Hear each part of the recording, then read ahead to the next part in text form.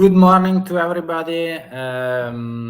This is Stefano, Mazarin Geopolitics. Today we have a special guest, Nadiia Koval, and it was like a little unplanned stream. I got the chance to invite her for a fast interview, and if you have any type of questions for her, we can receive your comments on YouTube, and also if you have other questions later, you can put on the comments down.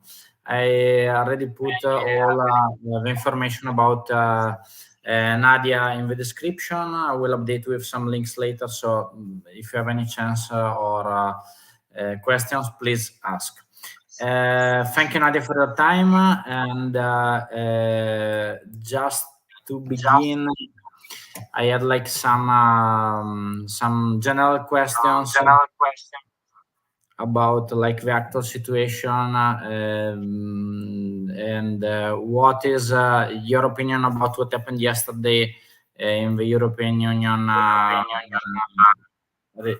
Council about the support of Ukraine, and if there is any chance of modification of the actual geopolitical situation, or any information or opinion that you have about the actual situation, Ukraine and European Union.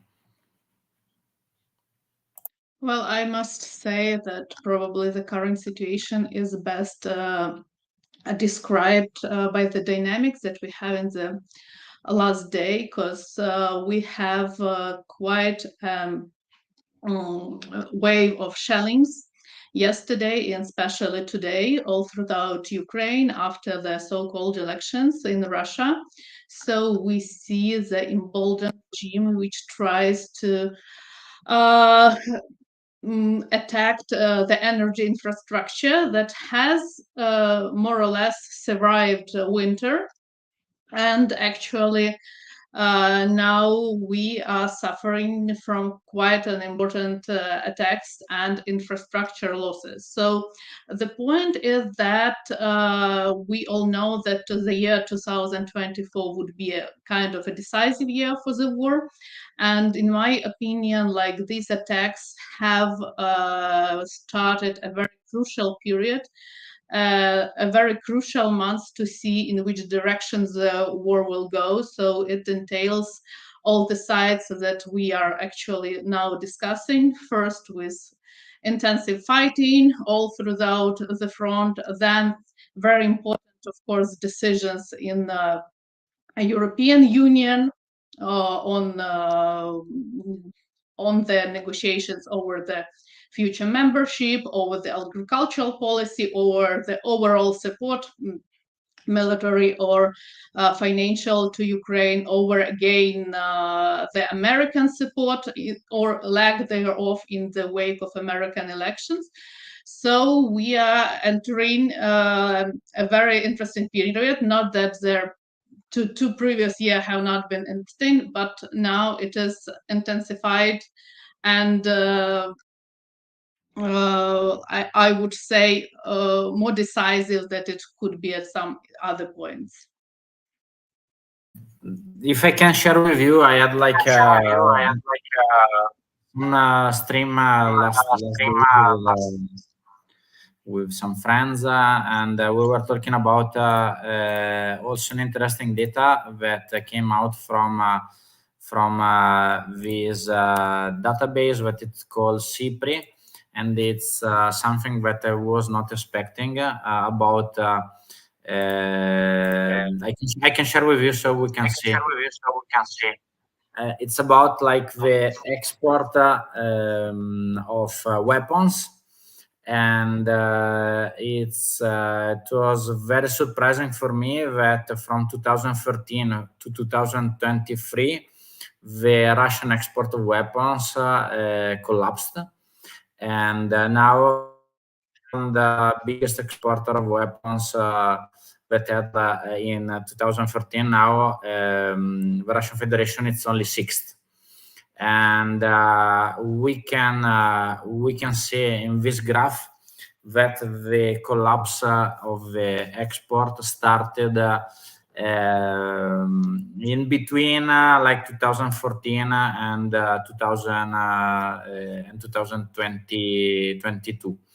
So it's interesting in this analysis, like for you, if what is happening now in Ukraine, it's influencing also this type of special sector. Let's put this other graph only to show for you that the only orders that the Russian Federation received in 2023 came only from 3 countries, that it's India, Iran, and Kyrgyzstan, and the actual real orders, it's only by Iran, because the Indians order, it's about aircraft project that is still in standby.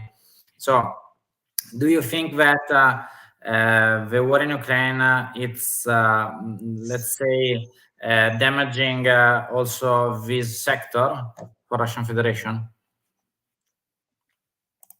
Well, that Russian arms export began plummeting in 2013, actually a few months before the war was started in 2014, is like no surprise. You know that the war, especially in its latest phase, since 2022, it's a large-scale war, which in which Russian Federation uses literally hundreds of missiles, thousands of tanks, armored vehicles, artillery.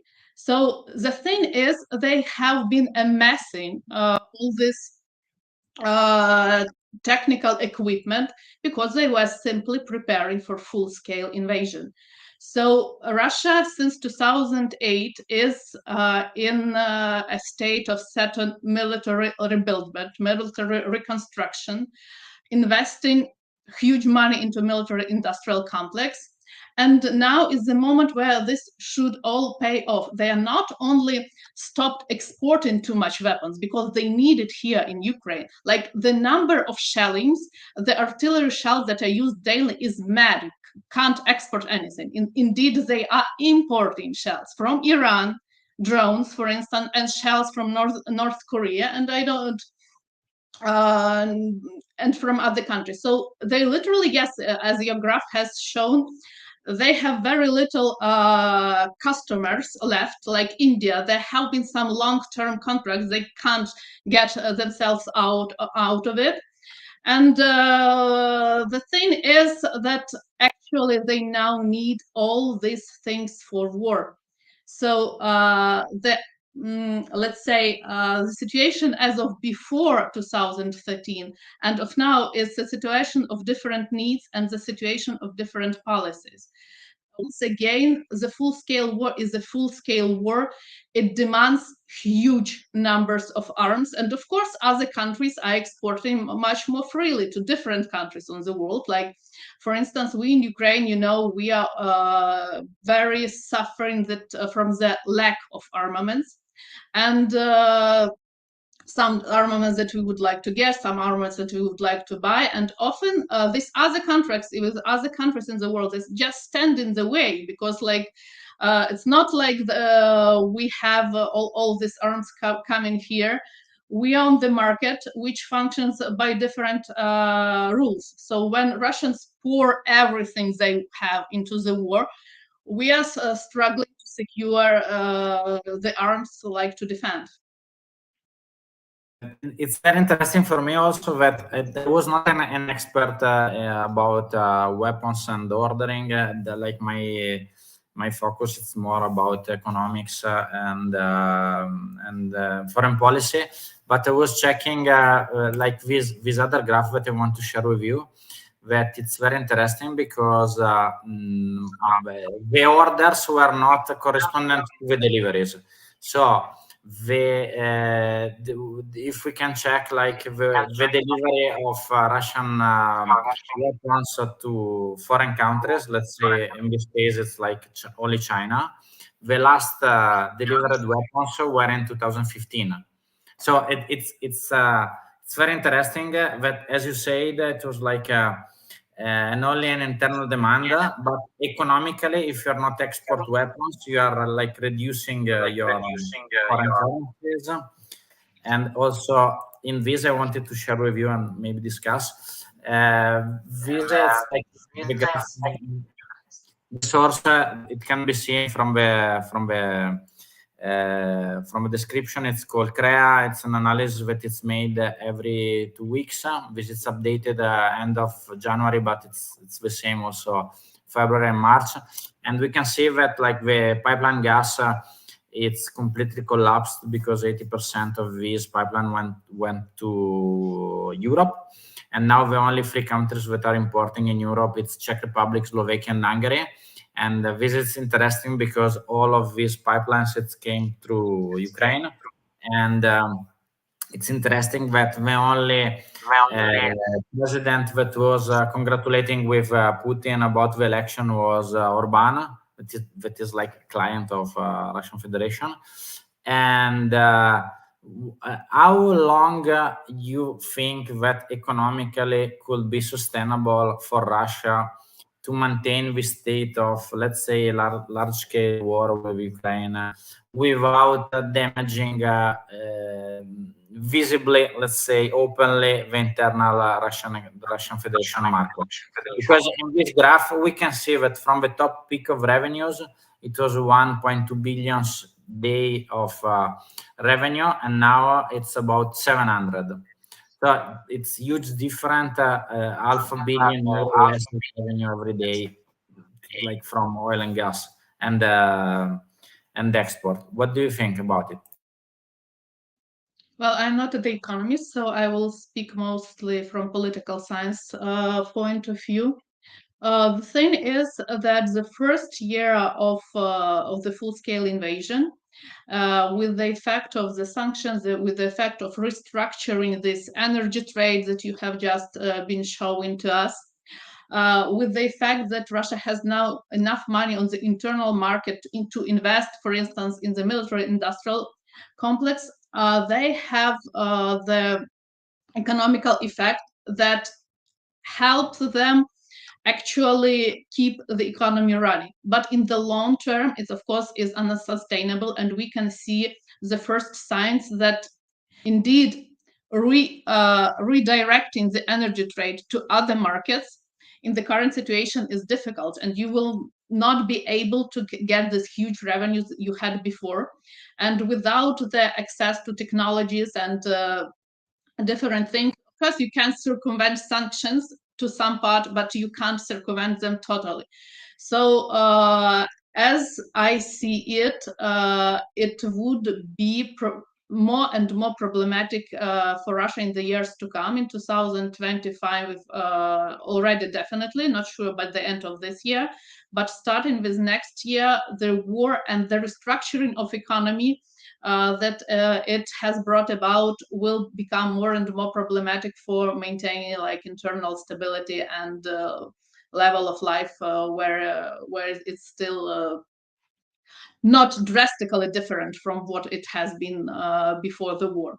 So my answer would be yes, we see the first signs that the economy will suffer, because the economy cannot not suffer when it's totally directed into the war, to the war effort. And all these busts that we see to the economy as to the functioning military-industrial complex, they are temporary. Another question technically connected to the let's say the election in Russian Federation. We have like the polls that were before the election, and for sure we know that it was not a election but a confirmation of the presidency, because there was no the real opponents to Putin. But what it was interesting for me, it was that in all the polls, there was a huge difference about 30 points from the answer of the voters to Putin and the final results. So the average was it was between 55 and 60%, and the final results was 88. So what do you think about technically the results of the election, and what does it mean for the internal stability of the Russian Federation? Well, I do not consider what happened in the election at all, so I do not see much point in discussing figures. I see a few trends for the Russian regime. Like Russian regime has been established and has become as authoritarian as it is today, not in one day. So Putin started his job at the head of the Russian first government and then state in 1999, then from 2000, and in over 20 years, actually the regime has pretty much degraded. And now it's not only the highly repressive authoritarian regime with all the not only real but even potential opposition figures, or I don't know, any competence to Putin, like they have been either in the jail or in immigration or physically liquidated, as we have seen just last month with Alexei Navalny, who was not a threat anymore, but still Putin deemed it necessary to kill him. So the problem for Putin is that in such a highly personalized authoritarian regime, what matters most is like the feeling of the dictator himself. And we can see that he is not too much sure of himself. He was pretty much destabilized by the Prigozhin mutiny this summer, and the desire to paint 87 to 88%, I just don't remember, 87 it seems, which is actually not necessary.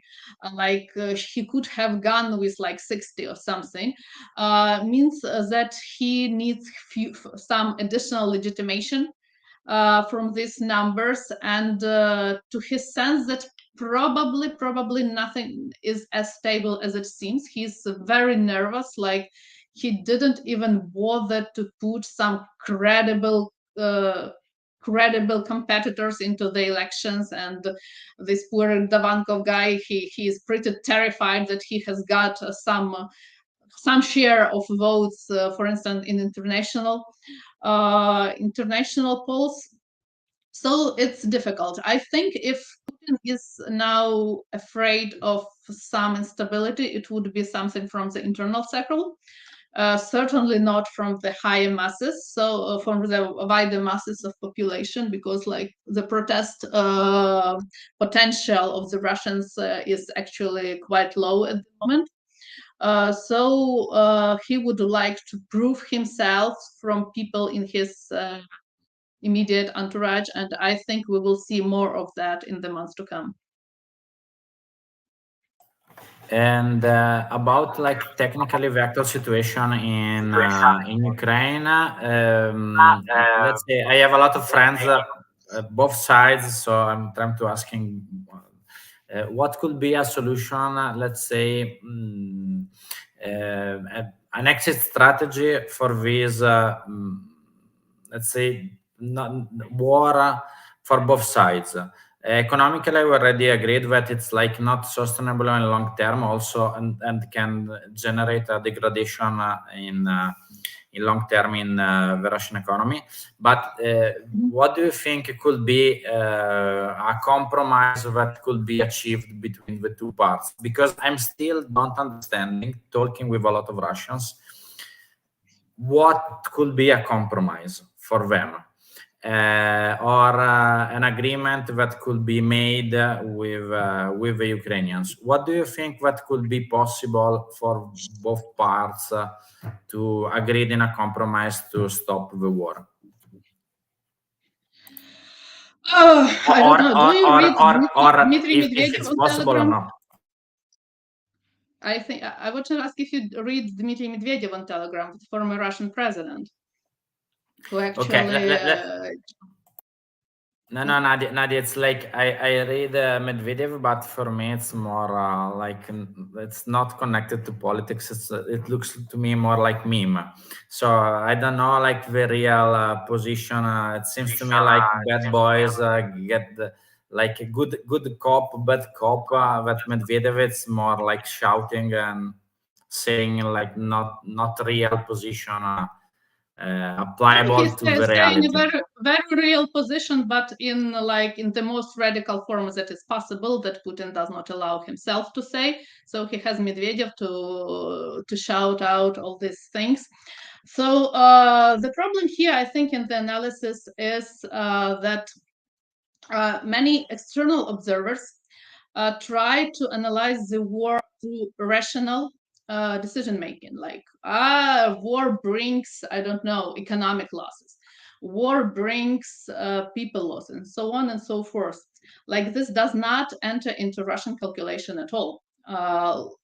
As I said, we have a highly personalistic authoritarian regime in Russia, and Putin literally has an obsession with restoring Russian greatness through reversing the collapse of the Soviet Union and reassembling as much territory, either physically through annexation into Russian territory, or creating some dependent territory, or anything. So this is their policy. They want territory, they want land, they want restore Russia territorially and politically as a pole in the future world order where Russia will have some place, and so on and so forth. They have gone too far. So they have embarked on this war on destruction. And when Medvedev says that our aim is to destroy Ukraine, like, we have no reasons like not to believe them. This is what they have been doing, I don't know, for 2 years now, and they are not stopping. So a compromise here would be a tricky question. What can you compromise in the war of destruction? Like, they want you dead, we want to live. How can we compromise on that? They want their territory, want our territory. We do not want to give our territory and our people, and we put defense. How can we compromise on that? What do you see as a compromise in such a actual setting? No, the real problem that I think it's that in my opinion, knowing like Russians, but let's say for you to know, I studied in Oslo. I studied also in GIMO, like only like for 1 master, and I have friends a lot in Ukraine, all over the world, blah blah. So I think that the approach of the Russians it's very different from the Europeans. Because the approach also in the consumistic way to the day life, it's less dependent from the products. So I think it's more like former Soviet Union people. I'm talking about, let's say, over 40 or 50 people. And I know a lot of people that fled away from Russian Federation because they didn't agree about the policy and politics of the government. But in short term, I think that Russia is more united in this policy than European Union and US till November, because I have a lot of uncertainty of this time that will come from now to the election of the US presidents. I don't think that a lot will change if it will be in Biden or Trump, the new president, but it's long time from now to November. This is my fear, especially from people and friends that live in Ukraine.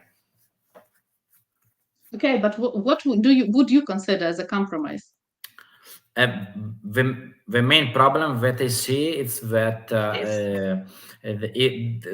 to maintain the actual territory that it's gained from Ukraine, let's say, for me, the most important part, it's like that Ukraine maintain like the airborne on the Black Sea, like Odessa. And because without the access to the sea, it will be, let's say, impossible to export rural products and whatever. And it's very difficult to understand what could be a compromise, because every time that I asked to my Ukrainian friends, they said we cannot compromise with Russians. The same I'm asking to the Russians, and they said we cannot compromise with Ukrainians. But in any type of war, there is one. I'm sorry just for posing questions to you, like it was supposed to be vice versa, but this is actually to illustrate my point. This is not a kind of conflict when you can have compromises. And mostly when we have these discussions about negotiations, compromises, negotiated solutions, this is mostly like when people talk about compromise, but they mean capitulation. Actually, it's like Pope said a few weeks ago, like have the courage, throw out the white flag, and have negotiations. Unfortunately, for a whole bunch of reasons, this is not a stage of the conflict. It's not a war when you can have compromises. It's win or lose for one or other side. No, this is not kind of conflict that will be resolved by a compromise. The main threat that I see from, let's say our part, let's say the bloc, Veneto bloc and Ukraine or whatever, it's that the defense industries in Europe, it's still has a lot of fragmentation. It's not like I don't know, the situation that is like in the advantage of the Russian Federation is that they moved all the resources that they have to the war, let's say like this. In Europe, the problem is that, for example, Italy has a huge production of weapons with mechanical Leonardo, but for example, France has another interest and another production with Dassault. Germany has Rheinmetall. So we are not united. Also, if we have NATO standards, and there is different interest. Also for the furniture that the European Union gave to Ukraine, it's complicated because I don't know. France accepted the sending of the Sandstorm, and the UK also. Germany not the Taurus. Italy in the first phase, and for, in my opinion, old stuff, not new. Then they moved like to, for example, SAMPTI defense, air defense that was new. So also the new furniture, it's a little bit better, but it's still fragmented. So it's difficult to unify the 27 heads in the European Union, and in Russia, everything it's like verticalized, and it's only one head that decide everything. This is like my point of view. I'm not saying that it's a winning or losing side, but democracies for me are better, but they are slower in decision making. This is my point. Yes, and like this is actually a biggest problem. For instance, we have lots of different now vehicles, old and new, a few from this country, a few from that country. But again, the problem is for us that this is existential conflict. We just cannot give up. So if we have the arms, if we do not have arms, so we fight for every piece of help we can secure anywhere. So but the fragmentation of European defense industries, it's a problem. It's a problem for Ukraine for securing any help. It's a problem for European Union to be a security and defense actor, but this is not a reason for us to say, okay, European Union is fragmented, so we give up, so Russians come and kill us. So we're trying to do actually what we can, substitute certain lacking capacities with some innovation. I don't know, like we probably know it's not no military secret that Ukrainians are now using huge numbers of FPV drones on the front line because we are lacking artillery and stuff.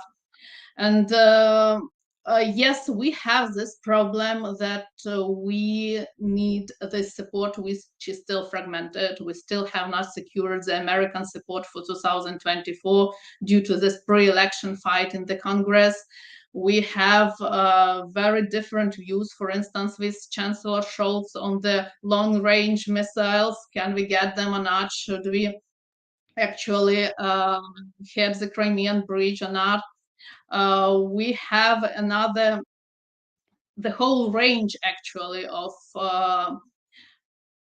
I say, challenges of securing support, political, military, and so on and so forth, but we do not see any other way. So any other way would be just giving up, and we are not ready for that.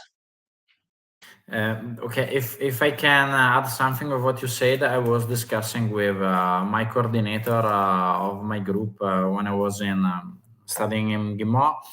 And when just the conflict started, we were talking a lot. Then for 1 year we stopped to talk, and because at the beginning I was so convinced that this capitulation was happening in 1 week, 10 days, and Ukraine will lose, blah blah blah. Then I think that also a lot of Russians enter in a different phase of let's say, be convinced that it was planned like a long war. It was a plan A, it was fake. We will not take Kiev in 3 days. So I'm thinking that also a little bit of, let's say, be not convinced in their potential, and at the beginning all the, let's say, propagandists, Solovyov or whatever, were like pushing that Ukraine is like a puppet state, fake state, they will not survive. And now it's already more than 2 years, and for me it was like incredible that the capacity of let's say survival and be in the defensive of Ukrainians was incredible, especially from the point where the war started. But returning back to now, what do you think that it's needed in this situation, both, let's say, militarily and in the diplomatic way, to find a way to finish the conflict? Well, as to your first remark, of course, Russians would be happy to have won this war the easy way. Like, they have been employing very different strategies, like throughout all the course of the post-Soviet, let's say, history. Like, first, they tried pretty much to influence not only Ukraine but other former Soviet republics through influencing elites, through buying some assets, enforcing some economic linkages and dependencies. Then they went actually with this limited operation in Crimea and Donbass in 2014 and tried to negotiate on the basis on that. And finally, they finished with this full-scale invasion because none of their previously employed instruments have worked as they planned it to do. Of course, they would like to have it the easy way, 3 days, like a huge assault on every direction on motorcades and flags in Kiev. Oh, surprise, surprise, it did not work. But this doesn't mean they were not preparing. Like, we started with this statistics of arms trade, which is quite telling. And of course, they have a huge number of different weapons and they have huge number of soldiers. And but for this some unhappy moments of 2022, they can sustain quite a long war, and this is what we see now. And coming to your second questions, to what do we need to finish this conflict? So it actually has two dimensions. It has material and non-material dimension. Material dimensions is very simple, like we need arms.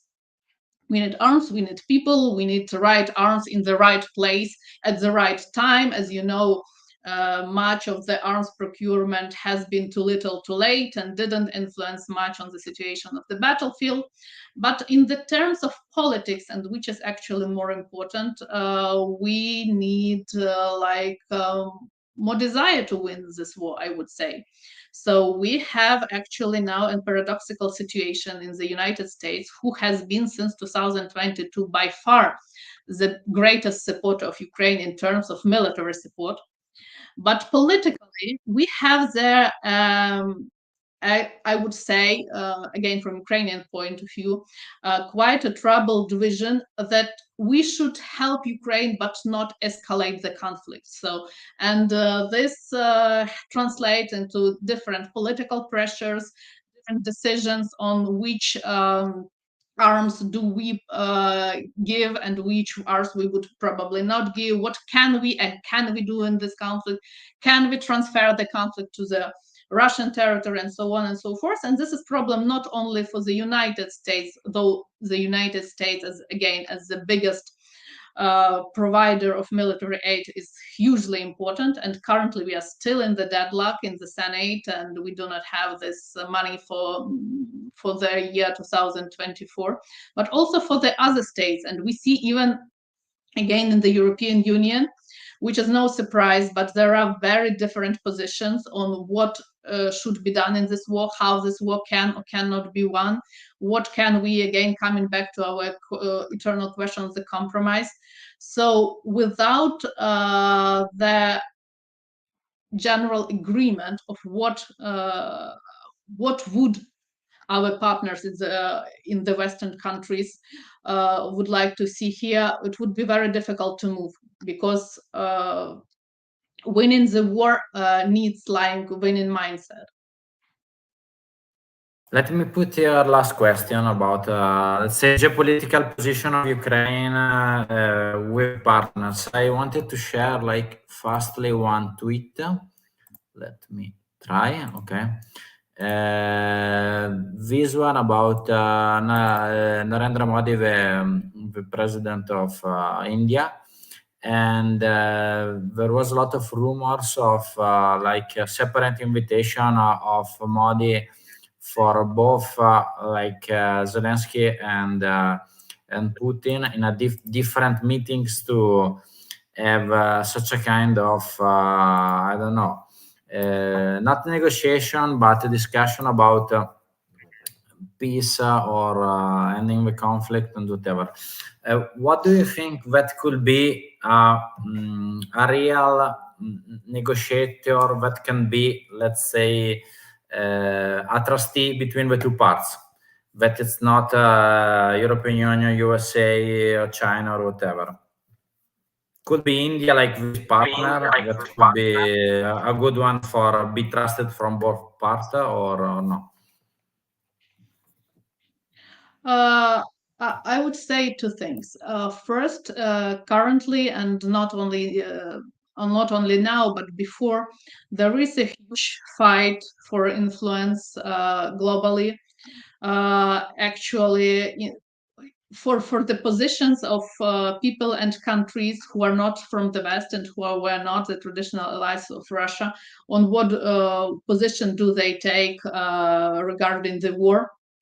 And this is really a very important now thing, because Russia has redirected greatly their efforts also in propaganda, in seeking for allies to the countries of the global south. They're extremely active in Asia, in Africa, in India too, by the way, in Latin America, and so on and so forth. And so again, even Ukraine tries more to speak with partners from their countries. Actually, this is now becomes a kind of a global question. This is one thing. India has a very long history of first as non-allied state, then a state who would like to be a kind of neutral in these things. But the second question is actually this idea of intermediary, of negotiator. We can speak of different actors who can be like more or less trustworthy. For instance, when in the previous phase of the war from 2014 to 2022, we had the so-called Minsk process, and when the intermediary was the direct ally of Putin, Mr. Lukashenko, of course, this is not trusted like intermediary. But now we have a whole contest of countries which would like to say intermediary, but for India it before was Turkey, for instance. And you know that the first rounds of negotiations in March 2022 were held in Istanbul, and recently President Erdogan again was saying something in that regard. But the point here is not that much who will be the intermediary or who will try to secure some solution. The point still is the, as you said, compromise is something possible, and what can be achieved. Me personally, I cannot see any win-win situation in the current phase of the conflict. So the aims of Russian aims have not been attained. Ukrainian aims have not been attained. This is still a win or lose situation. We continue fighting. Of course, for instance, if we do not get Western aid, if we are pressed into ceding territories or signing any other similar act of capitulation, the war will end. But can we call this a compromise, a solution? Oh, it would be something very forced. On the contrary, if our allies invest more in our defense and actually take a mindset of winning the war, the dynamic would be different. And actually, the whole year of 2024, or at least the few months that go, will show into which direction we will come. So the war will end somehow. Not everyone would be happy. We actually hope that we will survive and win, and we will do whatever we can, but not everything depends upon us. So we will see what will do our enemies, what will do our partners, and how do we survive all this. So, thank you so much, Nadia, for your time. Wait a sec while I finish the live. And if anybody that will see the video after have any type of question or comments, please put in the comment section. And thank you so much.